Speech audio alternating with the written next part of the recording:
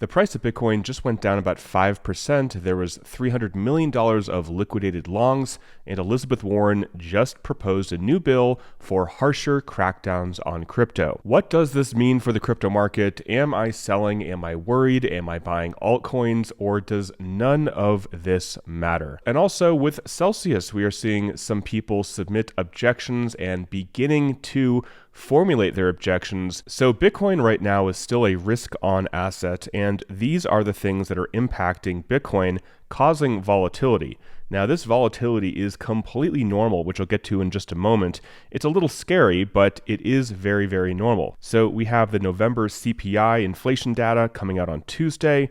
We have the OPEC monthly report Wednesday, November PPI inflation data on Wednesday, the Fed rate decision on Wednesday as well. Will the Fed cut rates? If they do, assets will go up, especially risk-on assets like Bitcoin. Retail sales data Thursday and initial job loss claims on Thursday. So lots of volatility this week, up or down. So I want to take a quick pause and talk about the sponsor of this video, which is Aura. Now, I have been using Aura for almost the entire year, and this is my online identity protection. This monitors my credit, it monitors my transaction history, it helps get my information off of the dark web. Again, here, financial fraud protection, identity theft protection. It has a privacy assistant, parental controls if you have kids. It even has a VPN and an antivirus. So one of the reasons I really like this is because we are getting inundated right now with phishing emails, scam emails, and a lot of the reasons for that is because our information got leaked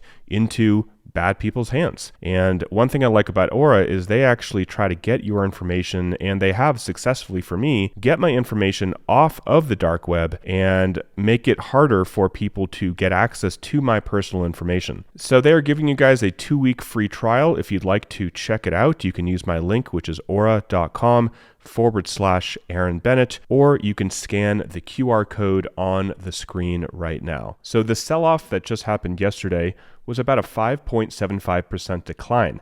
Now, this was one of the third worst one-day Bitcoin sell-offs in 2023. And the market, as Checkmate says on Twitter, the Bitcoin market barely flinched. So this really didn't have that much of an effect. And one of the reasons that this decline happened, in addition to all the volatility that will be coming out this week regarding the market and interest rates, is Elizabeth Warren introducing legislation to address her concerns about crypto, citing it as a way to do money laundering, drug trafficking, sanctions evasions, and more. So she says, quote, "The Treasury Department is making clear that we need new laws to crack down on crypto's use in enabling terrorist groups, rogue nations, drug lords, ransomware gangs, and fraudsters to launder billions of stolen funds, evade sanctions, fund illegal weapons programs, and profit from devastating cyber attacks." She says, "I'm glad that 5 new senators are joining the fight to take action, including 3 members of the Banking Committee. Our bipartisan bill is the toughest proposal on the table, cracking down on crypto's illicit use and giving regulators more tools in their toolbox." And also, Elizabeth Warren wants to mandate stricter reporting requirements by extending the Bank Secrecy Act responsibilities, including Know Your Customer KYC requirements, and also filing reports on, quote, transactions involving unhosted wallets. So basically, DeFi. Elizabeth Warren wants no privacy, no anonymity, period. So again, this comes out and the Bitcoin market declines just 5.7%, which is really, really small. There have been 2 larger sell-offs just in 2023. So big news comes out and the Bitcoin market really doesn't care that much. And if you're curious how many bills Elizabeth Warren has actually gotten passed, well, it's 3%. So she sponsored 330 bills during her time in the Senate, and just 11 have been enacted into law. So on the surface, I'm not really concerned about this bill. Elizabeth Warren is anti-crypto. This is what she's running her entire platform on, which I think is not a good idea, but there always has to be, a villain in the story. Now, depending on what happens with CPI and inflation data, and also whether or not the Fed cuts rates or not, and how the market digests this news, that will definitely bring more volatility this week. And Jacob Canfield on Twitter said this: release a bill trying to ban crypto for the 9th time in 5 years. Watch the market dump. Use the dump to show how volatile the market is and try to deny the ETF and why it needs more regulation, a tale as old as time. So Elizabeth Warren and her colleagues, cronies, whatever you want to call them, do this often. And speaking of volatility, this is a chart showing all the ups and downs in 2021 for Bitcoin. And 2021 was the year of the bull market, right? So in early 2021, we saw a 31% decline. Then we saw Bitcoin go up 104%, then quickly down 25%. Then we saw it go up 48% and then down 26%. And that just brings you to May. So within 5 months of a bull market, we saw so much volatility in the price of Bitcoin.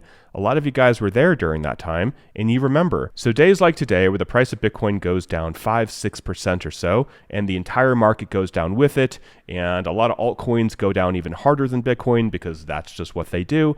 This is not a time that I am worrying. I am not worrying about this at all. So looking at Celsius really quickly, and I'm not going to cover this fully because literally as I'm making this video, I am getting emails with new additions to the docket. So I want to kind of complete the story on what's going on here with these objections before I make a full video on it, just to kind of tie a bow on it, if that makes sense.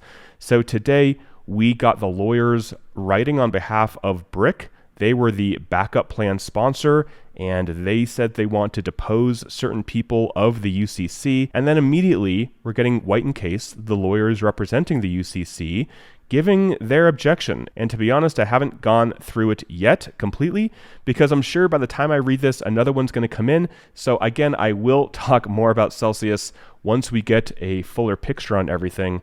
I believe we have until the 14th, so 2 days or so from now, until all the objections can come in. And there will be an objection most likely from Brick. There will be another objection, I believe, from Galaxy Digital, and possibly an objection from Mike Cagney over at Figure.